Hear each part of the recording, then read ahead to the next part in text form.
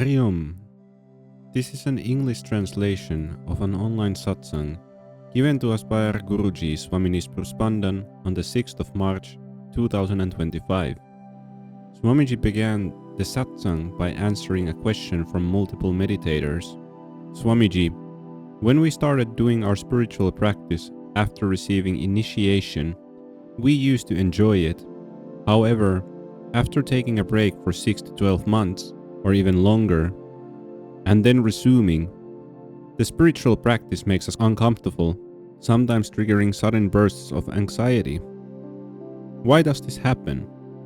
Swamiji responded by explaining that when a person receives initiation, they have the blessing of the Guru, which allows them to enjoy the spiritual practice. It is like going to a 5-star hotel and experiencing a luxurious lifestyle. However, as time passes, worldly distractions arise, or the practitioners begin telling others, "Did you know that I'm doing spiritual practice?" Even the desire to do good for others may surface, leading you to encourage 2 or 3 people to join you in your spiritual practice.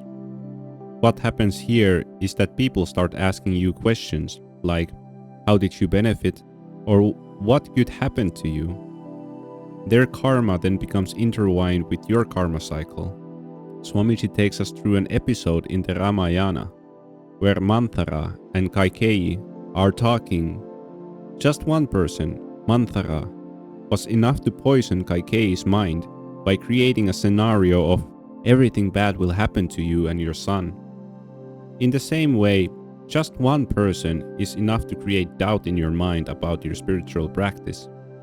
As we all know, good habits take time to develop, but bad habits come easily to everyone. Swamiji explains that Maya, illusion, always presents options to engage with it, enticing us to enjoy materialistic pleasures. As a result, we become torn between 2 worlds, the spiritual world and the materialistic world. Often, when we stop practicing our spiritual practice and follow the materialistic path for an extended period, we start living life on our own terms rather than sticking to our spiritual practice routine. In doing so, we create negative energy or negative karma. Then after a few years, when we feel that something is missing, that something being our spiritual practice, anxiety and discomfort are bound to arise. And why does this happen? Previously, when you were initiated into spiritual practice, it was through the Guru's blessing. However, when you return after a long break, there is no longer just a blessing. It becomes more of a cleansing process, purging the energies you have accumulated during the time you were not engaged in your spiritual practice. Swamiji explains that for some practitioners, this cleansing process begins immediately after initiation. Perhaps that is simply the nature of their karma cycle. But once this 15, 30 or 60-day period passes, a state of bliss is bound to follow. Swamiji once again urges us not to stop our kriya, prayer, mantra or name chanting. He advises us to let go of thoughts like, "Can I do this now? Should I do this later?" Or doubts such as, "If I focus on my spiritual practice, am I neglecting other responsibilities?" Do not worry. Nothing and no one is truly dependent on you. Remember, the world was functioning before you arrived, and it will continue to function long after you leave this life cycle. Yes, there will be pain for some time, because that is how cleansing works, much like cancer treatment. But after that, there will be a period of blessings. Remember, the blessing of Paramatma that you begin to experience through dedicated spiritual practice brings a joy that cannot be compared to any materialistic pleasure. So don't listen to people and don't listen to your mind. If needed, even approach your spiritual practice mechanically, if that's what it takes. But do not let go of your spiritual practice. We all have been blessed once, which is why we have been initiated into the path of Kriya. Swamiji says we cannot even begin to comprehend how many blessings across this life and past lives have led to our initiation into Kriya.